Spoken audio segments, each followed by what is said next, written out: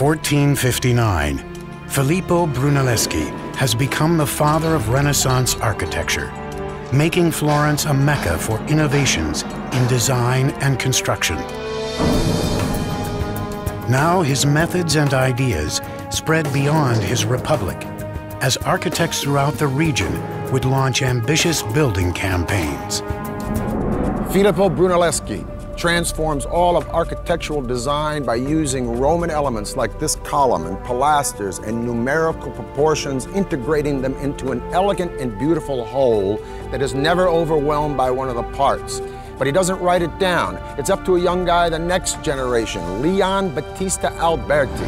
This guy did everything. He wrote about architecture, archaeology, political science, religion, even wrote about horseback riding. He's a pretty good designer and architect himself. Now, everyone starts to read about Alberti, including a very powerful guy at the moment, Aeneas Silvius Piccolomini. I love that name, Aeneas Silvius. So for all you guys out there like me having a little bit of a heart attack because your wife just said, honey, let's redecorate, get a load of this. Pius reads Alberti and says, you know, I'd like to do that little Roman thing for the place where I was born. What, the house? No, the whole town. Aeneas Silvius Piccolomini became Pope Pius II in 1458.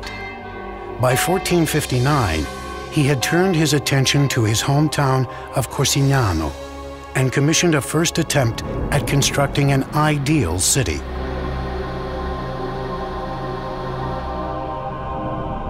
This is the Tuscan town of Pienza, and this is my friend and a guy who taught me, Rocky Ruggiero from Syracuse University. I want to ask you first, is this the first real Renaissance town that's planned as such? To come to this backwater town where population is a couple of hundred people, it kind of gives Pius free rein. So what he does is to create this rather imposing cathedral. And it's that first impression that you get. And then around this particular structure, he will organize all of the other various archetypes.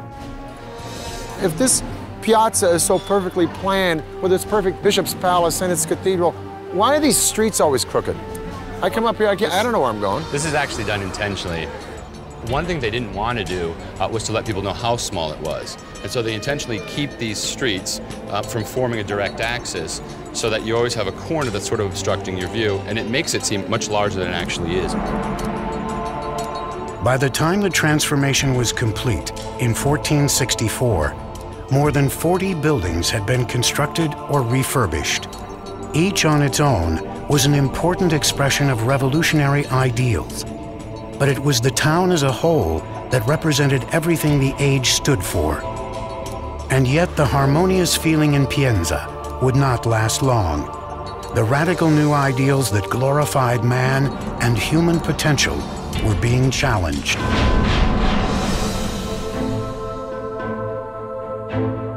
The year is 1492. Not only has Columbus discovered America, but Lorenzo the Magnificent de' Medici, the great patron of the arts in Florence, is dead. But a lot of Florence are sick of the Medicis and their cronyism, and they want the Medici kids run out of town. Plus, they've been listening to the sermons of a small Dominican friar named Girolamo Savonarola, who preaches from the pulpit in the Duomo, railing against corruption in both church and state. He advocates a return to a Florentine republic and civic pride and values through piety. Savonarola warns that if Florence doesn't get its house in order, the winds of God's vengeance will blow through the city, and indeed an evil wind is ready to roll all the way through Italy in the form of Charles VIII of France, who wants to reclaim Naples in the name of his country and threatens to sack any Italian town who stands in his way. Savonarola begins to predict an invasion of some sort. And when it finally comes, he's able to say, you see, I predicted this, I foretold it. He is able to kind of pass himself off as a prophet almost in the Old Testament mode.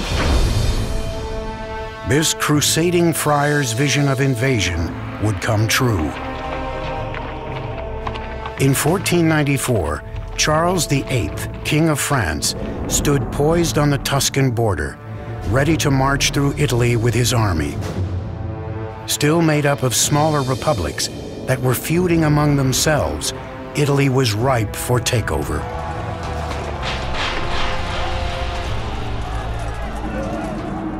While Italy's builders had been creating monuments that exalted humanity, in this new age, they would dedicate their designs to war.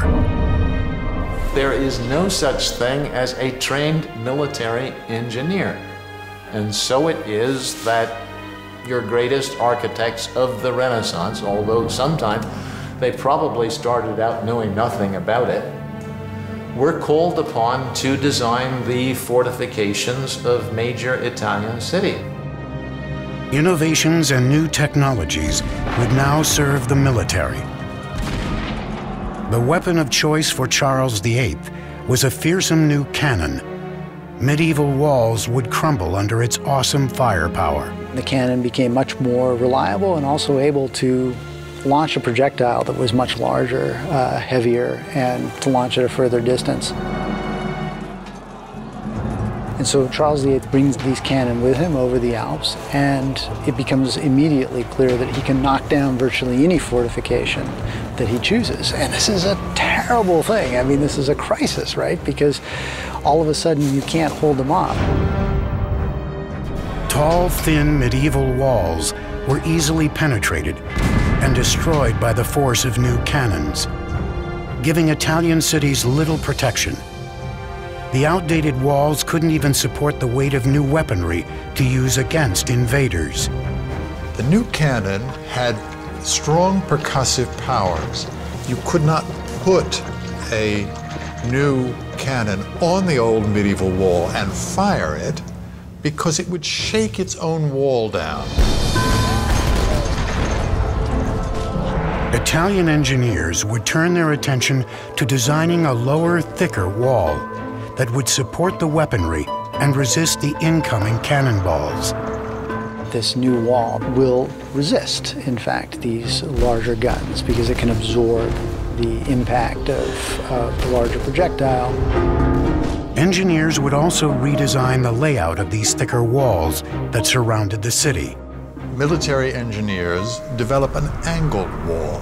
The angled bastions, or star-shaped forts, kept attackers at a greater distance, with angled sides easily scattering individual shots of artillery. The cities become star-shaped, and you have the development of these large star plans with angled bastions that project from the city walls with their flanking coverage on either side. The angles create a series of faces. And the faces are very important because the different corners of the city can, as it were, protect one another. The bastion fort became the new model for defensive fortifications, seizing the imagination of military commanders all across Europe. But soon, the attention would shift from Florence and the rest of Tuscany to an old powerhouse that would redeem itself through monuments of glory and amazing feats of architecture and engineering.